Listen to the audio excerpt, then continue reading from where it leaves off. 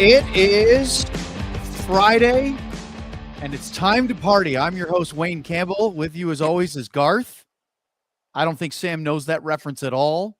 It was in 32 Thoughts. That's the only reason why it's right on the top of my mind. They talked about Wayne's World in 32 Thoughts. They This did. is the DLLS Dallas Stars pregame show. Luddy's shaking his head already because he knows Stars After Dark is going to get Sam weird. No, you know that little 30-second open thing that we do there? Yes. I did not see one Dallas Stars player in there. Who do we have to Not one. complain to? Not one. GM Not Ben. even McConnell. No, that's national. And see, what I do is I go to the next layer in the chain of command, and that is Katya or Bobby, and then we let them talk. Yeah. Oh, DM Ben is There's- listening. Luds, He's in here. the Let's floor get it. is yours. Let him know. He's I already on. did. Okay. Oh, we can skip me. Comment? He said talk to Kat. Oh, go over Cat's head. Well, Katya is doing our production again tonight. John will be back tomorrow after a week in New Orleans, assuming that he's all in one piece, because we all know what happens when Sam spends a couple of days out of town. It's not pretty. So, alongside Sam Nestler over there, at least to me, maybe it looked completely different to him. Craig Ludwig, I'm Owen Newkirk. Let's get this going. Stars are exactly what we thought yesterday. Luddy, you thought the hiking in the Orange County Hills looked okay for Ilya Lyubushkin. Turns out he didn't even skate this morning. He barely practiced yesterday, and he's not going to play tomorrow either, although they said doubtful. It sure sounds like he's not. What's going on with the Stars blue line right now? It's in disarray. It's not in disarray because they're not a mess. I don't know. I'm curious how you can be up there hiking and not even skate. Sam, are you not on it? Do you not know what's going on? He doesn't. No, they don't tell us anything. They don't even tell the reporters that are there or anything. So Are they giving anybody upper or lower body? nope. Undisclosed is what we're going with Undisclosed. Tonight. It's not long term is all we've gotten. Not long term. He'll sit out tonight, most likely tomorrow, and then get the break, and he should be back after the Four Nations. I'm going with intestinal. That's interesting. That was the joke we made yesterday, right? Look at how fast he's getting off the bench. Get out of there. Yeah, he was pushing people over. He threw one of the guys off the bench onto the ice. I wish we had that video again. We'd have to pull that up. Yeah. But yeah, so with Lyubushkin out tonight, that means Brendan Smith is back in the lineup. And Luddy, we talked about this before our show, and we'll show it for you. Here's Kat with our defensive lines for the Stars. Kind of our best guess because we don't have a real idea of how they're going to line up tonight on defense. Luddy, talk us through why you think this is the group that they're going to go with. It may be because they're playing the LA Kings. There may be a different. If it was San Jose or Anaheim, there may be. We talked about Bischel being up in the top four and let him kind of cut his teeth a little bit more up there. But I'm thinking there's a little more veteran presence on that top four than just having laying on it down up in that top four. So otherwise, I don't know. I mean, a road game, again, sometimes, you worry a little bit about last change. And so you can control it a little bit more just by maybe placing, if you're worried about Bischel being, I don't know, for instance, up there, Kopitar jumps on the ice. So what you do is instead of, you put Essa out there, and then Essa can come on and off if you're worried about it. I really don't think they should be worried about it. I think if you're going to get Bischel into the groove of being part of, what we hope and believe that he may be coming into playoffs, if it works out numbers wise for him, I think you have to throw him in the deep end of the pool for a while. The funny thing is, Lutz, the Bischel of the top four sounds great. They don't have the bodies to do it. I mean, you don't want Smith and Dumba probably if you can avoid it. You don't really want Bischel and Dumba. We've seen that before. It's like there's not enough options for them to put what they want together. So yeah, Luddy's somewhere smiling. There's gotta be. There's a common theme growing here, Luds. I'm not going to bring it up. But it's even I'm talking about Smith as well, like Bischel. No, but Bischel, you're talking about Dumba every single time, not wanting to be part of that. But my point, I wouldn't put Bischel with Smith either. Like there's a few guys that are not either they're too young, so they're not fully into it yet, or there's a couple guys that have struggled to keep up with the pace of the game over the season, and See, that's what the Stars have. All three of them in the lineup tonight. I think they're going to go as Luddy laid it out. I think Bichel Yep. and Smith, and because I think that Brendan Smith can play. He knows what he is. He knows what he can play within himself. He's a veteran guy. I think he can play exactly how he has to with a young guy next to him. I don't think that's a real problem. And Luddy, that was part of the selling point with Brendan Smith, a guy that can go in and out of the lineup. He can play both sides of defense. He can also play forward. Show us. Yeah, the other thing is I think with Brendan can, when you come back to the bench, and you can have conversations. Yeah, he's not your Hall of Famer kind of guy, but he's been through it. He's been around it for a long time. So I think when you come back with a young kid, you can talk about some of the shifts that he has, because to me, it appears that Bichel is the kind of player and the kind of kid that wants to learn and is willing to take advice with anyone. So, there's a couple other guys there that maybe you don't want Bichel to play with, depending on how they're playing and how they may, verbalize what they're feeling or what they're saying. And I think Brendan Smith is probably the best one walking through some things. We got to hope Brendan Smith doesn't dump the puck in and go chase after it himself like he's used to the last few games here. I think he'll be just fine. But let's talk about the forwards, because Maverick Bourque is going to return after missing one game, took that puck deflected to his face in the win against Columbus, missed the game in Anaheim. He's back tonight. Colin Blackwell will come out. This is just a Bourque in for Blackwell on our forward line projections. We don't know if they're going to stick with this, or frankly, Luds, I think the coaching staff is going to do wholesale changes with the lines because they didn't play particularly well against the Ducks. I agree. I think you can see some flip-flopping going around here. We don't even know if they're going to start that way. So I think there's still some searching going on. And again, you got a couple guys in the lineup that are just got in, and I think you're still trying to find, the little pieces and who can they play with. And again, we talked about this before also, is that when there's games, you get down the line, you get into the playoffs, you can say, we put these two guys together, in game 65 and through 67, and they look pretty good together. So I think they can tinker a little bit. The good news is that I was actually driving home from kids' sports that we were dealing with all evening, and Jim Nill was on the Ticket Radio pregame show. They have an hour show tonight. And so Jim was on, and Sam, I think you saw this as well on Twitter. He's saying that they don't expect it to be long-term for Lyubushkin. Yeah, said that it's not long-term. He's definitely out tonight, obviously. And Pete said this morning he's doubtful for tomorrow. He kind of made it, sound like he was pretty much out, saying if he didn't even skate this morning, he's doubtful. Sort of had a tomorrow. Sarcastic comment, didn't he? Yeah, it's like if I was there, I would have been like, Pete, come on, you don't give us anything. How are we supposed to know what not skating means? His sentiment was, well, he's not skating, because I think it was Mike Heike that asked him, what about tomorrow for Lyubushkin? And he said, well, he's not skating today, so I'd say he's pretty doubtful for tomorrow. And look, I get it. You face the media a ton of times, and sometimes you let it break every now and then. It's but just Mike. All he had to say was, I don't think so. Yeah, but it's not a huge deal. Even if it was something that's a little more longer term, he's got the 2 full weeks basically off. So doesn't seem like they're worried about it further than this, and just get through the weekend with the bodies they have. Luds, that's the question I want to ask you, because Sam said basically 2 weeks off, but that's not really true, because they have a week off and then they have to start getting ready to play a back-to-back in New York at the tail end of that second week. So it's not like they can show up Friday, travel to New York and play Saturday. They're going to have some practice time in the following week. But that being said, they will have probably at least a week off. 2 games away. I know these guys are professionals, but is there any chance that for Oettinger, Hintz, and Lindell, they're thinking about the 4 nations at all and trying to make sure that they stay healthy for that, versus the rest thinking about that beach vacation they have lined up? Oh, yeah. For sure. And even when, like you talk about when the guys get back, some of the key pieces aren't going to be back, right?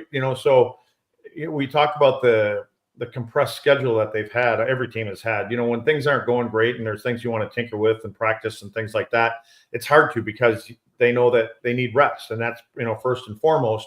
Now, when you want to practice on certain things, power play, penalty kill, whatever, you're missing some key pieces too. And those guys need some time to rest too. So, but again, everybody's in the same boat. We can talk about they're at an advantage, disadvantage, but everybody's getting the same amount of time off. All the star players are going to be playing, and they're going to get their couple days off, whatever that may be. And then they're getting right back at it for the stretch. Sam, This is you're, where you're nodding. I was just gonna say this is where Luds would go to disappear to Mexico for 8 days, even if he didn't have permission from No, his from Luddy, his coaching you'd staff. go north, wouldn't you? There's I'd a be snowmobile snowmobiling with right your now. name on it, wouldn't Oh you? yeah, I'd be Oh, my goodness. snowmobiling. Yeah. I want to talk about Jake Ottinger for a minute because he will start in goal tonight. That's not a surprise. We predicted that was going to be the case, but we found out something today that I thought was rather fun, and it was the debut of his mask design for Team USA for the Four Nations from the venerable Swedish mask artist Dave Gunnarsson. He goes by, his business is called Dave Art, and here is what it looks like here on DLS. There it is. Check that out. Obviously, if anybody remembers what Henrik Lundqvist with the New York Rangers did with his mask, the Statue of Liberty's on the basically near the ears. That's a really common look that Lundqvist did, and we all know how much that Jake really idolized him. But I can't get over the Otter Statue of Liberty. To me, Amazing.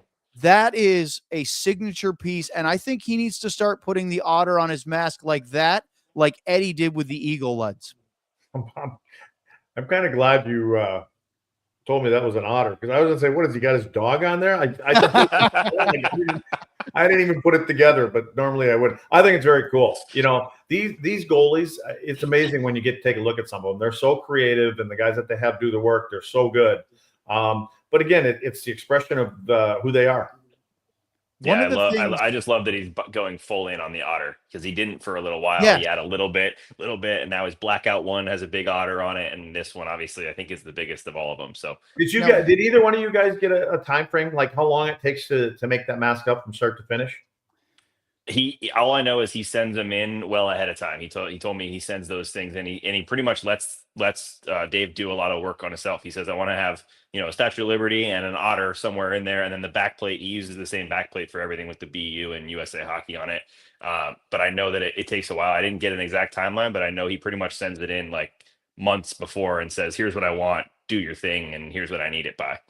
We will have to talk to Sean when he's on the show next, which I think will be maybe Monday or Tuesday, because Sean knows all the details about that and has talked about that process and how it gets customized with the mask manufacturer and then to the artist, and the process of putting that together. The thing, Luds, and you experienced this throughout your career, because goalie masks changed quite a bit from when you were coming into the NHL versus when you exited it and now. And they started with the Jason mask, right? Just the flat plastic when Luds came into the NHL. Okay, good one. No, Sam. When I came in, they weren't wearing masks at the time. Oh, okay, even better. They weren't wearing anything. The Jacques Plante days. What the thing is that you can do certain things with the full face mask without the bars like they have now, and really be dynamic with the artistry. And the one thing I think a guy like Curtis Joseph or Ed Belfour did was they had a real signature look. It was easy to spot, Luds, if you're in the last row of the upper deck, let alone up against the glass. And one of my complaints about the modern day goalie art is it's so intricate and detailed and really pretty, but if you don't see it from up close, it's hard to distinguish. And I think something like this, where Otter has the big otter on the side of his helmet, obviously the Statue of Liberty stuff is really cool, but I think bigger, simpler might actually look better from a distance and make you more identifiable. Like, there was no doubt when Ed Belfour walked out there and you saw his mask, you knew that was Ed Belfour. Yeah, and only when I played with them. I never really got close enough to the goaltenders from the other teams, so I never knew what they wore. I think simpler is better. Sometimes they get a little too busy. And you're actually trying to look at it and really can't figure out what it is. But again, I think maybe you think it's a dog that are a little bit more in depth than what they want. But we do that with our gas tanks and our fenders on our bike. So I get it. I get where they're coming from. So I actually Eddie Belfour was my favorite goalie, as I told Luds up in the suite when I met him on the alumni game. But he came out with that Eagle helmet, and I bought one that was what I was told. It was a replica, right? I didn't know what it was. I was like maybe fourth grade, and I went and played a game with it, and then was told by the ref, "You can't wear that. That's a street hockey helmet. It was made of plastic." He was like, "You're gonna get beamed in the head or somebody here." You should have came today, Sam. Eddie showed up. Ernest C. Bass was there again today. Did he? Yeah. Oh, no way. Hey, Luds, did Sam embarrass himself in front of Eddie? Well, doesn't he pretty much do that on a daily basis? Lutz doesn't Yes. know. Lutz doesn't know. He was 47 beers deep. He doesn't Oh, even I know if I love was it. there or not. Well, we'll give Sam a chance to redeem himself next here on the DLS Dallas Stars pregame show. Yes, my new favorite part of the pregame. We get to talk about Sleeper for a whole lot of time. Sleeper is the best fantasy platform out there, and you get the wide shots. You get the whole view of everything here. Put your ball or puck knowledge to the test by picking whether your favorite or least favorite player will have more or less than their projected stats each week. Super simple. I'll give you my picks here in a minute. With Sleeper, the more picks you combine, the more you can win, all the way up to 100 times your money. Sleeper keeps you in the loop with instant alerts for breaking news, major injuries, or anything you need so you can stay informed and keep up to date ahead of your friends and outsmart them every turn. If you think you have what it takes, new users can download the Sleeper app and use the code DLLS stars to get $55 in free entries when you place a $5 contest. Apply it to any contest, doesn't have to be your first. Terms and conditions apply. See Sleeper's terms of use for details. Currently operational in over 25 states. Check out Sleeper today. Now, let's roll into that ticket for tonight. It's really good and easy when we do this at 9:30 and at night when there's no games, but I'm going to go all Dallas Stars tonight. So like last time, I'll show you guys the picks here. First of all, Jason Robertson going home back to LA. We got him for a goal for sure. And if he scores tonight, 3.23 times, which I think is a little high for a guy who scores a lot of goals. So definitely take that. I got Mason Marchment with over 1.5. So 2 shots on goal tonight. That's only 1.58, but that's an easy one. They're going to be ripping pucks tonight at the Kings. Jake Oettinger with over 23.5 saves. That's 1.67. Another one, I think there's going to be a decent amount of shots tonight. 2 good defensive teams, but it's late night over here. They're getting ready for the break, as Owen was talking about. I think maybe they're a little tired. Now for the big one. You want to really win here. Thomas Harley. You know how I feel about Thomas Harley. Thomas Harley scores tonight. 6.55. Nope, over there. 6.55 times your money if you win that one. Just for scoring a goal. Number 1 offensive defenseman on the team. Easy picks. Boom. That's my ticket. All Dallas Stars tonight locked in. Nice, Sam. You know what we got to do, Luds? We've got to start writing these down and then seeing if Sam has any idea what he's talking about after the game. I think that would be a really fun callback to the pregame show, don't you? He asked me an opinion of something about 3 months ago, and I told him to take Luka. And I asked him the very next day. I said, "Did you win?" He goes, "I have no idea. I don't even pay attention." That was basketball. I don't That know basketball. sounds exactly like Sam. Oh, by the way, that Sam, was like my boy Shohei Ohtani.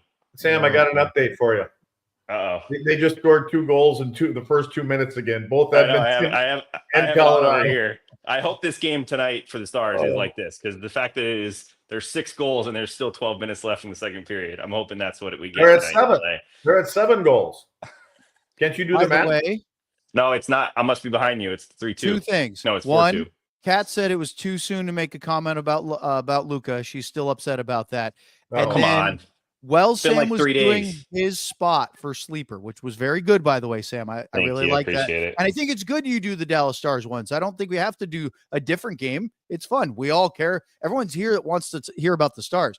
Yeah. Well, our good friend and maybe our most famous Edmonton Oilers hater, Allie, posted this. And I want to make sure you both saw this. I'm legit on a date, and I have the pregame open at the table posting in here. So she's on a date at dinner, and she's watching our show and chatting. That, ladies and gentlemen, is the epitome of a DLS Stars diehard right there. What's his name? We can call him Hot Blank. See if he can replace me. I don't know The about nicknames. that. I'd like it. We'll see how public she wants to go with that so far. But let's talk about the Kings for a minute. Guys, David Rittich will get the starting goal. Darcy Kuemper will be the backup. The reason why he's not starting tonight, and maybe that's a good thing because he's been really, really good lately, is that he and his wife welcomed their second child yesterday, Thursday, And so Rittich will get the start. However, Rittich beat the Stars in the last time they played them. He was pretty good. Dallas outshot LA, but they gave up a 2-0 lead and lost. Played pretty well against the Kings, but they had trouble getting that third goal. Rittich has only played once in the last 7 games for the Kings, and he lost at Tampa Bay, and he's only made 3 starts since January 1st. That's 15 team games. He's played 3. They have been riding Darcy Kuemper heavily, and he's been, well, for the most part, giving them success. Well, and I would say that you've got a little success there at home for these guys. I think they're 16-3-1 or something like that. Yep.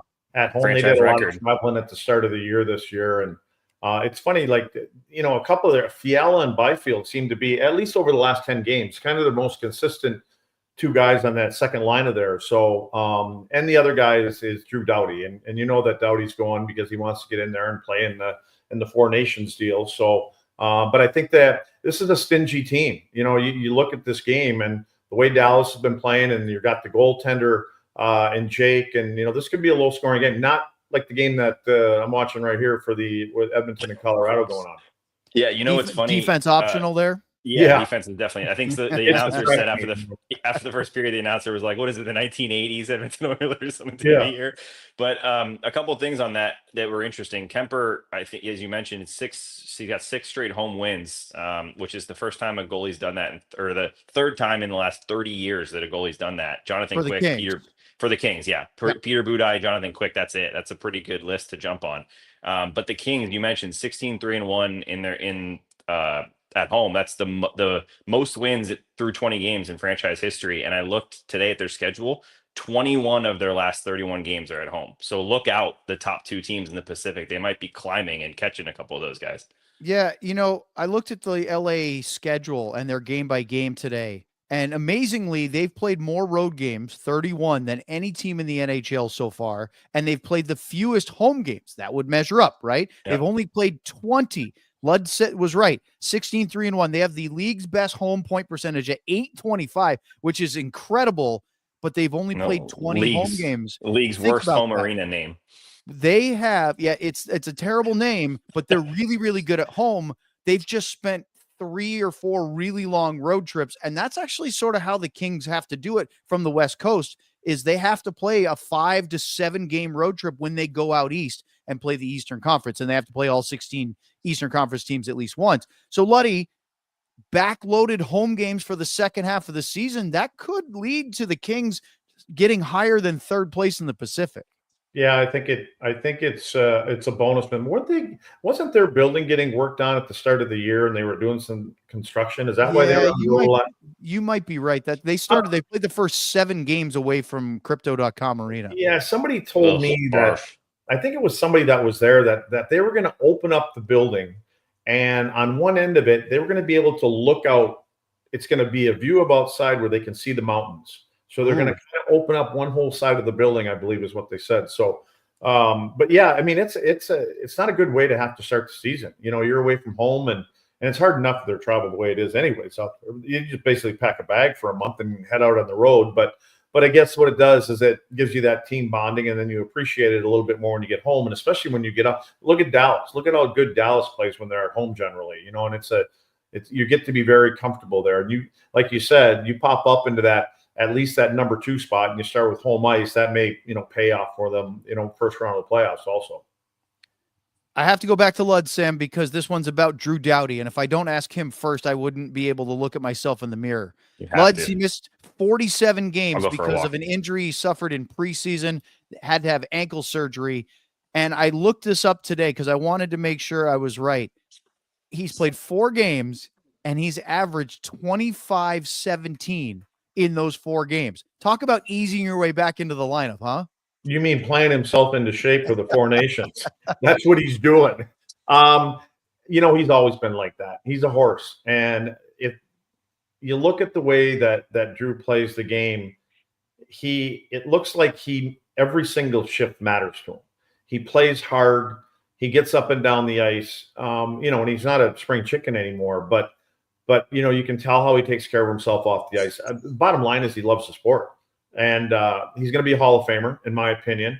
He's got some cups there to go along with it, and I think this, it just kind of shows you how important this tournament, or whatever we're calling this thing coming up, means to some of these guys. You know, that they come from that, back from that, and they want to put the work in to make sure that they can get there and be as in, game-like shape as they can when they get there. Not only that, but be ready to go when they get back from there down the playoff run stretch. The Kings have won 2 games in a row, but they had a 4-game losing streak right before that. And if you look at their previous 10 games before these last 2 wins, they only had 2 victories, 2-7-1 over that 10-game stretch. And they dropped down in the Pacific standings because of it after making a nice little run. So they're kind of all over the place. And Sam, the thing that really stood out to me was their scorers are not scoring. Adrian Kempe hasn't had a point in his last 6 games. I know that Tanner Jeannot is not meant to be one of their big scorers, but he only has 1 assist, 0 goals in his last 16. And Anze Kopitar only has a single assist in his last 7. They're not doing it because they're piling up goals unless your name is Kevin Fiala. Yeah, no, I mean, you look, I was just looking at their stats, and I think the leading scorer has 44 points, Kempe and Kopitar tied.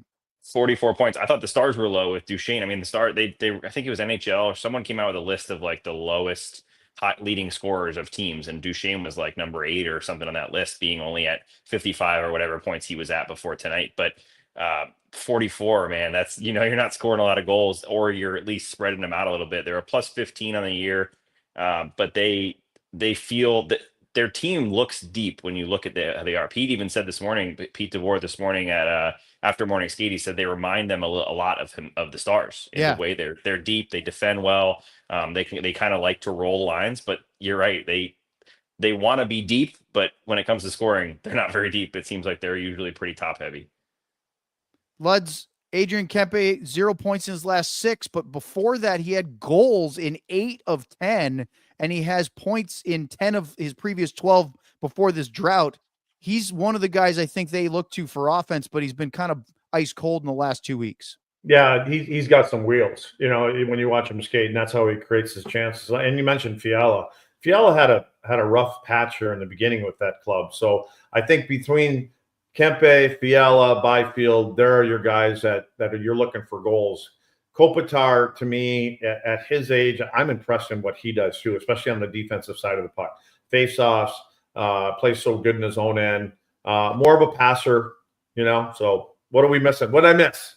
GM Ben, glad Sam got my note of, quote, use your refrigerator for your background, end quote, before the show. Kat, you got to pop that one up. Oh, that's too funny. Use your refrigerator for your background. Here. The funny thing is, all this stuff is up here because I don't have enough counter space to put it anywhere else. So it's just on top of the fridge. Hey, Luddy, you'd love this. Ben earlier in a previous text said he's going to start drinking now so that he's ready for our post-game show. Crown and Coke. Get her going. We talked about the Doughty going to the Four Nations. We talked about the Stars players going to the Four Nations. I know we're going to have time in our shows next week before they start on Wednesday, but do you guys think that I mean, I guess it depends on injury. Do you think Jason Robertson has worked himself into the first call-up if they need a forward right now? 100% for me. Yeah, he's up there. I mean, he's definitely up there. I think that he was probably one of those guys. I don't know. Obviously, I would love it. I tried to get Bill Guerin on the phone. He was very discreet about what he was sharing about the preparing for the Four Nations. We call that cagey, Sam. Cagey. Yeah, exactly. But I did talk to Jim Nill about his preparation, and they had, lists of, these are the guys we're picking. Here's who we also want to have as options. Here's guys that are also on the list. I know Jason Robertson had to have been on that second list of, we know what he can do, and if he starts to pick it up, we're looking at him. Hey, Sam, you know what you have to do to get more out of Bill Guerin? You have to talk to our colleague here, because he has the key to unlock the inner treasure of knowledge from Billy Guerin. We just got to go drinking with him. That's my new interview plan, is just bring Luds and let him drink and then start asking questions. Okay. Done. I mean, why haven't you done it already? Let's go to Minnesota. He's always got an excuse. It's too early. It's too late. You're There talking won't about be a game Sam. on. That was one time, and I was the one who asked you to go. and then I you said, said, "Oh, I got an let's go. alumni dinner. Wait a I got to second. be at a Dallas Stars official alumni dinner." That's some bull sugar honey iced tea of an excuse in my book. What? Say that again? He added bowl to the front of that T-shirt there. So, look at this: sugar, honey, iced tea. You Yeah. got it Oh, no made way. already. How did that already happen? Didn't I see a mock-up of that yesterday? Yesterday. A possibility. That's just a prototype. I love it. Well, Extra in case small you're or what? wondering, we have to talk to GM Ben because we were trying to get that one as an official DLS at some point. We got a lot of ideas. We don't see a lot of T-shirts being made just yet. Wait a second. Byron. Oh, he's got another one. No, it's on the sleeve.